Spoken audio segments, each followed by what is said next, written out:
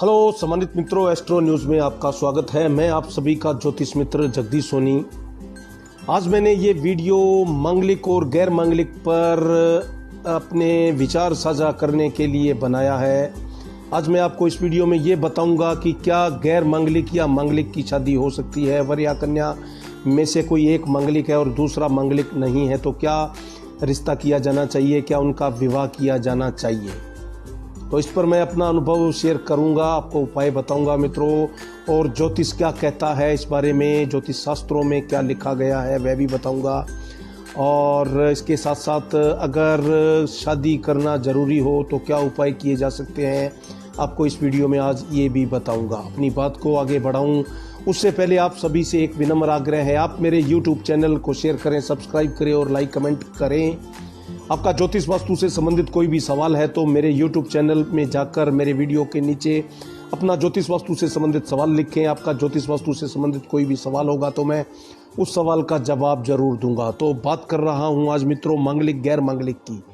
तो क्या गैर मांगलिक वर या कन्या की मांगलिक से शादी हो सकती है या नहीं, इस पर आजकल काफ़ी बहस छिड़ी रहती है। और इस मामले में जो है वो अभिभावकगण, माता पिता काफ़ी चिंतित भी रहते हैं।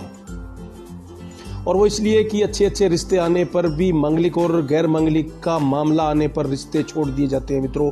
तो ये वीडियो आज इसीलिए बनाया है। मैं ये बताऊंगा कि मांगलिक गैर मांगलिक की शादी किन परिस्थितियों में या किन उपायों को करने के बाद हो सकती है, या कौन से जन्म कुंडली में ऐसे योग मौजूद हैं जो कि मांगलिक के प्रभाव को कम कर सकते हैं, जिससे कि गैर मांगलिक से उस वर या कन्या की शादी हो जाए। तो सबसे पहली बात यह है कि मांगलिक कब होता है। अगर किसी वर या कन्या की कुंडली है तो सबसे पहले ये बताऊंगा कि आप कब मांगलिक हो सकते हैं या आपकी कुंडली कब मांगलिक होती है। तो फर्स्ट हाउस यानी कि प्रथम घर, आपकी जन्म कुंडली का फर्स्ट हाउस में मंगल बैठा है, यहाँ से मंगल की 7वीं दृष्टि सप्तम स्थान पर रहती है तो मांगलिक माना जाता है। चौथा घर, यहाँ से भी मंगल अपनी चौथी दृष्टि सप्तम स्थान पर डालता है, विवेक स्थान पर डालता है, तो फर्स्ट हाउस में, फोर्थ हाउस में, और अगर 7th हाउस में भी मंगल बैठा है तो आप मांगलिक माने जाएंगे। वो इसलिए कि 7th हाउस तो स्वयं वैवाहिक स्थान है, आपकी मैरिज लाइफ का स्थान है। 8th हाउस आपकी आयु का स्थान, आपके संकट का स्थान, और यहाँ से मंगल की 7वीं दृष्टि आपके परिवार स्थान पर पड़ती है। तो 1, 4, 7, 8 और इसके बाद जो आखिरी स्थान है वो व्यय भाव है, आपका 12वां घर है, 12th हाउस है मित्रों। अगर यहाँ भी मंगल बैठा हो तो यहाँ से मंगल की दृष्टि यहाँ से मंगल की 8वीं दृष्टि आपके वैवाहिक स्थान पर रहती है, इसलिए भी 12वें घर का मंगल भी आपको मांगलिक बनाता है। परंतु मित्रों एक बात मैं आपको यहाँ बताना चाहूँगा कि मांगलिक आप कितने प्रतिशत तक आप मांगलिक हैं या आपके जीवन साथी पर कितना उसका प्रभाव रहेगा, इसके लिए आपकी कुंडली का संपूर्ण इंस्पेक्शन करना, कंप्लीट इंस्पेक्शन करना आवश्यक होता है। वो इसलिए मित्रों कि अगर आपकी कुंडली में शुक्र, बृहस्पति सप्तम 7th हाउस का लॉर्ड और 7th हाउस में जो प्लेनेट पोजीशन है, अगर उसका आकलन किया जाए और वो अगर बहुत अच्छी स्थिति में है, बृहस्पति बहुत अच्छा है, शुक्र बहुत अच्छा है, 7th हाउस आपका काफ़ी अच्छा है, और 8th हाउस में भी कोई प्लेनेट नहीं है, तो फिर ऐसे व्यक्ति का वैवाहिक जीवन ऑलमोस्ट काफ़ी अच्छा रहता है।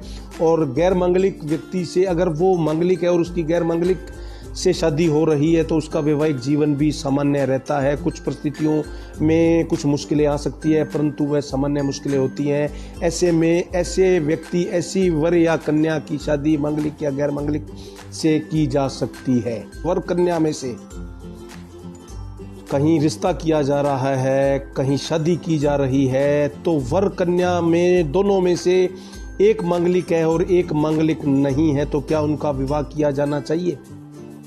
तो उसके लिए सबसे पहले बृहस्पति की स्थिति का आकलन करना आवश्यक है। एग्जाम्पल के रूप में अगर कन्या मांगलिक है और वर मांगलिक नहीं है, अगर कन्या मांगलिक है वर मांगलिक नहीं है तो कन्या की कुंडली में सबसे पहले बृहस्पति की पोजीशन को देखना अति आवश्यक होता है। क्या बृहस्पति क्या Brihaspati first, third and 11th यानी कि पहले, तीसरे और 11वें घर से बैठकर, इन भावों में बैठकर क्या उसकी दृष्टि सप्तम स्थान पर है? क्या बृहस्पति मंगल को देख रहा है? अगर मंगल को बृहस्पति देख रहा है और बृहस्पति की दृष्टि सप्तम स्थान पर है, 7th हाउस पर है, आपके विवाहिक स्थान पर है, तो फिर ऐसी कन्या का विवाह, ऐसी मांगलिक कन्या का विवाह गैर मांगलिक पुरुष से भी हो सकता है। उसके लिए आप विवाह से पहले कन्या का पीपल या कुंभ विवाह भी करवा सकते हैं। अगर कन्या मांगलिक है और वर मांगलिक नहीं है, बॉय मांगलिक नहीं है, गर्ल मांगलिक है, तो फिर ऐसे में शादी से पहले कुंभ विवाह भी करवाना चाहिए या पीपल विवाह भी हो जाना चाहिए। इनमें से एक विवाह होना चाहिए। उसके बाद आप फिर उस कन्या की शादी उस वर से कर सकते हैं। परंतु इसके साथ साथ कुंडली का 7th एंड 8th हाउस की प्लैनेट पोजीशन का आकलन करना भी आवश्यक होता है। और इसके साथ साथ किस ग्रह की महादशा अभी चल रही है, क्या किसी मार्केस की महादशा तो नहीं है। अगर मार्केस की दूसरे और 7वें भाव के स्वामी की महादशा हुई तो फिर मांगलिक का गैर मांगलिक से शादी होने पर स्वास्थ्य संबंधी या आर्थिक समस्या से संबंधित मुश्किलों का सामना करना पड़ सकता है। पाया जा सकता है कि कौन मांगलिक है या कौन मांगलिक नहीं है। तो सामान्यतः तो मित्रों इसके लिए तो जन्म कुंडली का आकलन ही करना पड़ता है। जन्म कुंडली का इंस्पेक्शन करने के बाद ही बताया जा सकता है कि कौन मांगलिक है और कौन मांगलिक नहीं है। परंतु जो मांगलिक होता है, चाहे वह बॉय हो या गर्ल हो, वह हमेशा गुस्से में रहता है, क्रोध में रहता है। उसमें अग्नि, फायर, उत्तेजना, एक्साइटमेंट और हर बात पर झगड़ा करना, हर बात पर एक्साइटमेंट में रहना, यही एक मांगलिक की पहचान है। और मंगल ग्रह का प्रभाव जब आपके वैवाहिक जीवन पर होगा, 7th हाउस पर होगा, तो फिर ये आवश्यक है, फिर ये जरूरी है कि वह बॉय या गर्ल, वह वर या कन्या हमेशा गुस्सैल होगा या गुस्सैल रहेगी। इससे आपके वैवाहिक जीवन में झगड़ा या विवाद बढ़ने की संभावना बनी रहती है। इसलिए शादी करने से पहले मांगलिक या गैर मांगलिक का विचार जरूर किया जाता है। मित्रों की 28 वर्षों के बाद मंगल का प्रभाव, मांगलिक का प्रभाव समाप्त हो जाता है और उसके बाद बॉय या गर्ल में से अगर कोई एक मांगलिक नहीं है और एक है तो इनका विवाह हो सकता है। ऐसा नहीं है मित्रों, 28 वर्षों के बाद भी मंगल का प्रभाव बना रहता है। मंगल का प्रभाव, मांगलिक प्रभाव जीवन भर आपकी कुंडली में बना रहता है, लेकिन कुछ हद तक समाप्त जरूर होता है मित्रों। 28 वर्षों के बाद कुछ हद तक समाप्त हो सकता है, परंतु बिल्कुल समाप्त नहीं होता, ये अनुभव किया गया है मित्रों। इसलिए गैर मांगलिक और मांगलिक की शादी करने से पहले ज्योतिष परामर्श जरूर करना चाहिए और जो उपाय बताए गए हैं वह उपाय करने के बाद आप गैर मांगलिक या मांगलिक की शादी करवा सकते हैं।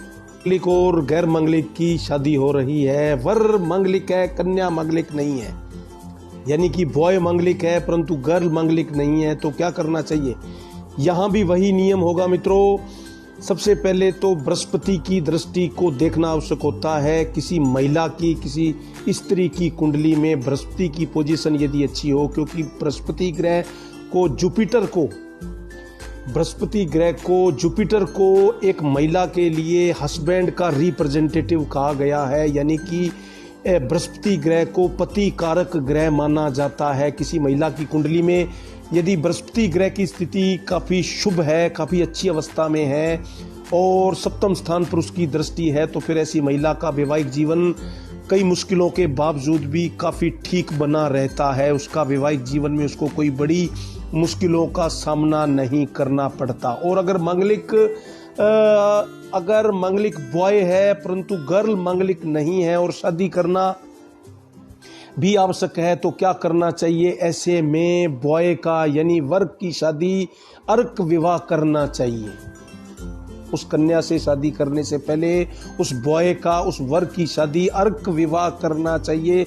अर्क विवाह करने के बाद उस वर की शादी उस गैर मांगलिक कन्या से की जा सकती है। उसके बाद एक नियम का जरूर ध्यान रखें मित्रों, गैर वर हो या कन्या हो, अगर गैर वर या कन्या की शादी मांगलिक या गैर मांगलिक की आपस में हो रही है तो ऐसे में क्या करना चाहिए, बजरंग बली की पूजा जरूर करनी चाहिए, हनुमान जी की पूजा जरूर करनी चाहिए मित्रों। वो इसलिए कि मांगलिक का कितना भी बुरा प्रभाव हो, मंगल की पूजा करने से, बजरंग बली की पूजा करने से, हनुमान चालीसा का पाठ करने से, सुंदरकांड का पाठ पढ़ने से मांगलिक प्रभाव काफ़ी हद तक क्षीण हो जाता है, काफ़ी हद तक कम हो जाता है, बड़ी मुश्किलों का सामना नहीं करना पड़ता।